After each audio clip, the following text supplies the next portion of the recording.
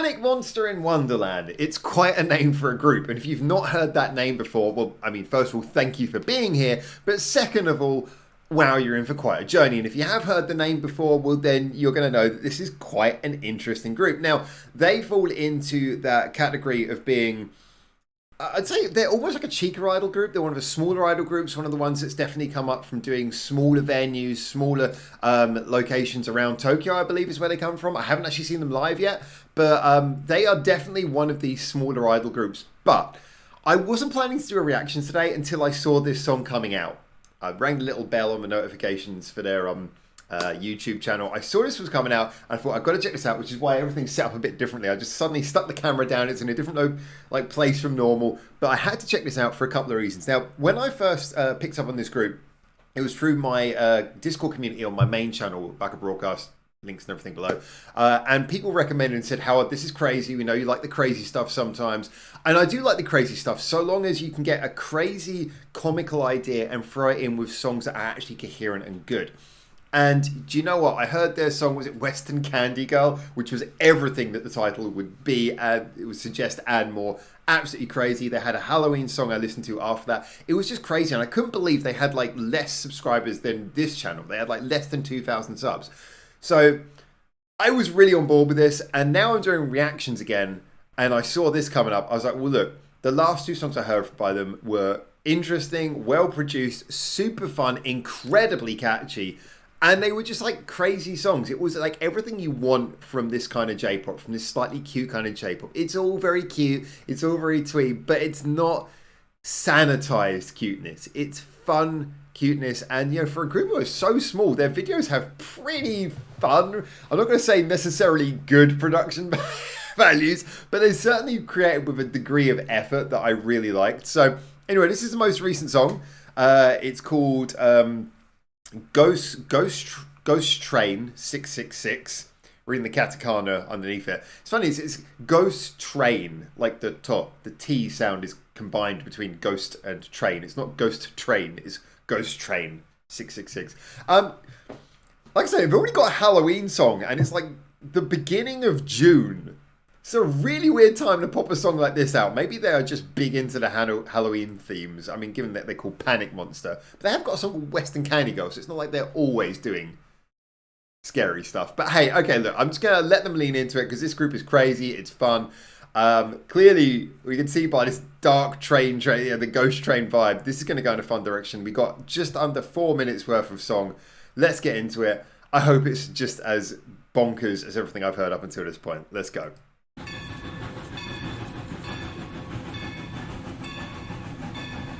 Ghost Train 666.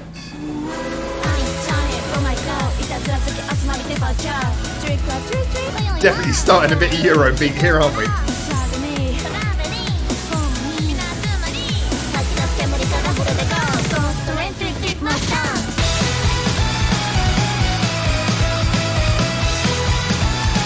Yeah, they do like their slightly rocky undertones to their songs.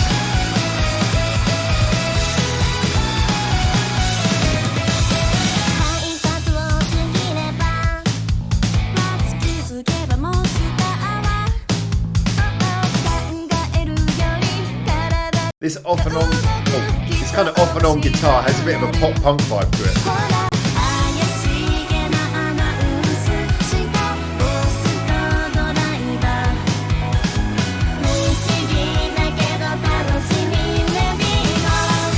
Is this the ghost in the seat stereotype from I don't know what the name is for that. It's a Japanese folklore thing. We'll talk about that more after.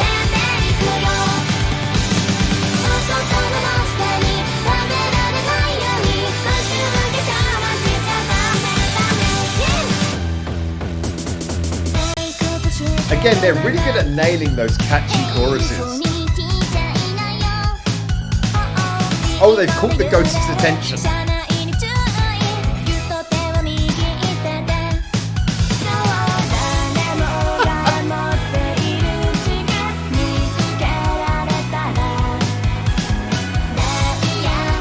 Or are they the ghosts?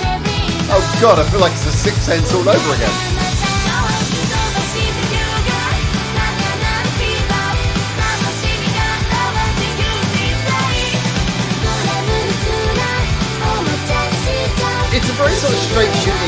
J-pop chorus, but it is fun. It builds up the energy. Oh, here comes this is a typical Panic Monster style bridge. It's gonna go crazy.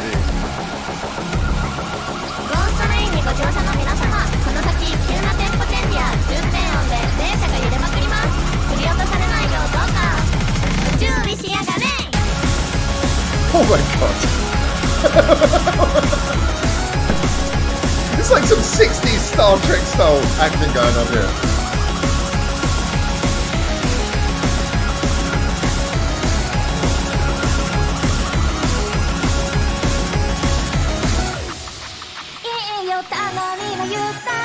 And then back to normal.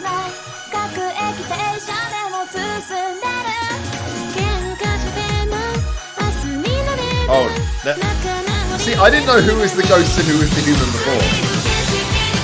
But it now seems they've swapped places back.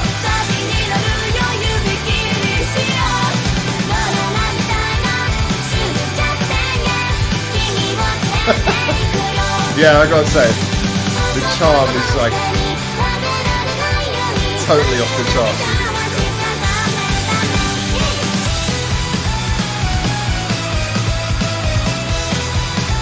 Yeah, they do a lot in less than 4 minutes.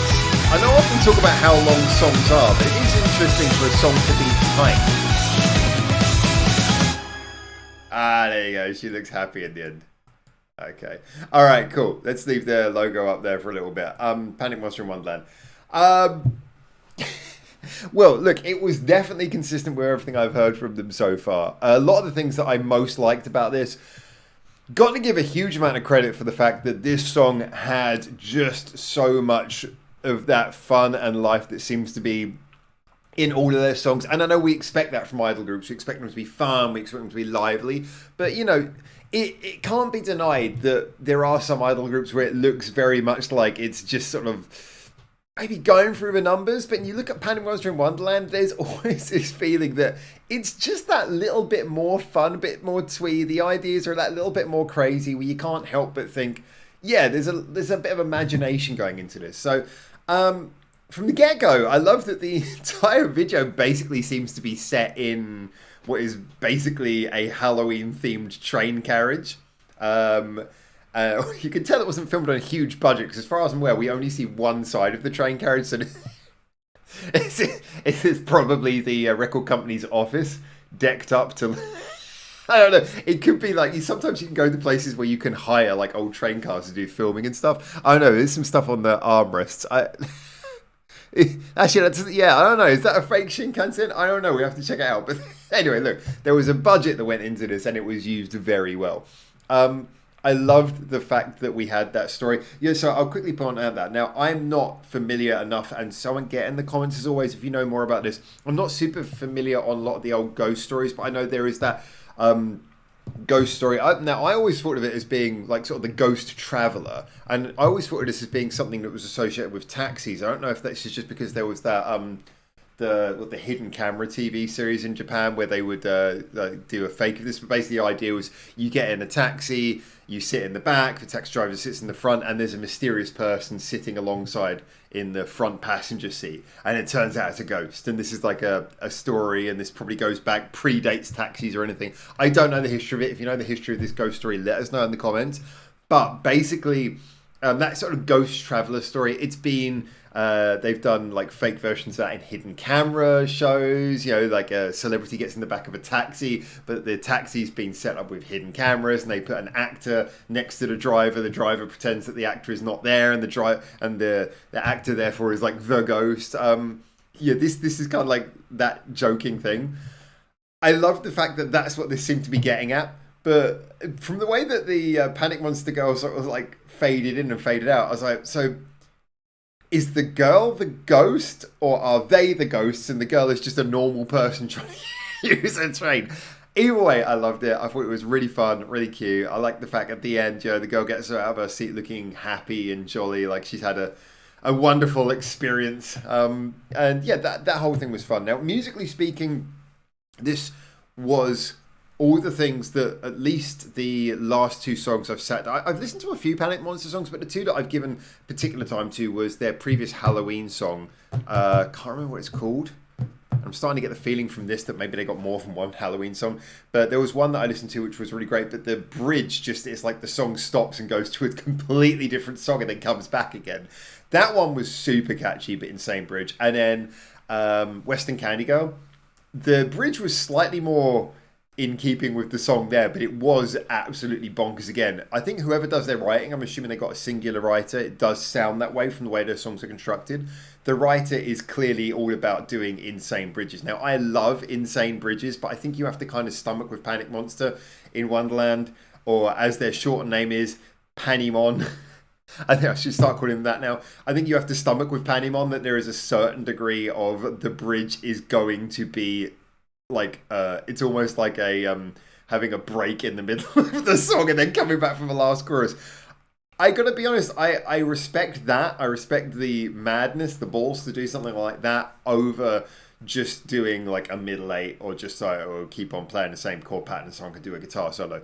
Going nuts and doing something like they did here where it just suddenly speeds up and, you know, I'm happy to go for that. So the bridge was insane. It wasn't their catchiest chorus. I got to be honest. It wasn't as catchy as some of their other ones, but it was a good chorus. You know, sort of chorus when you're listening to it, you're just enjoying it. It's nice. It's melodic. It feels fun when it goes around. It's not going to get stuck in your head, but while you're listening to it, you definitely are enjoying it. And as the song's going around, it does what any good chorus should do, which is that as the song goes through its many twists and turns, it comes back to that refrain. And you feel paid off by it. It feels like a conclusion. It resolves the rest of the arrangement every time we come around to the chorus. So the chorus did what it should, even if it's not their catchiest, even if it's not the most memorable. It did everything it should, and I appreciate that. And just as well as that, just the general sense of fun, the vibe of insanity. Yeah, I know like idols obviously have to do a certain degree of acting, but they always look like they're having so much fun, these girls. Like every single time you've seen them in anything, they really look like they're having fun. And I don't know, that just makes it all the more appealing to me. I love the fact that this group genuinely looks like they enjoy themselves.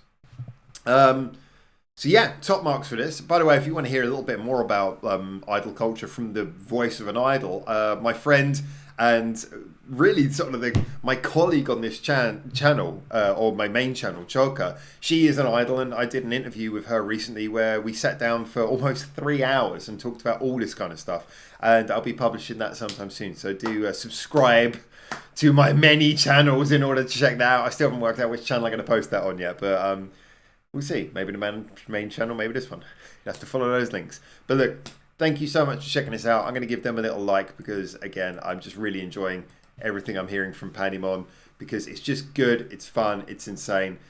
Give them a little follow as well. The subscribers have jumped up. They're over 4,000 now. Yeah, okay, they are over 4,000. Okay.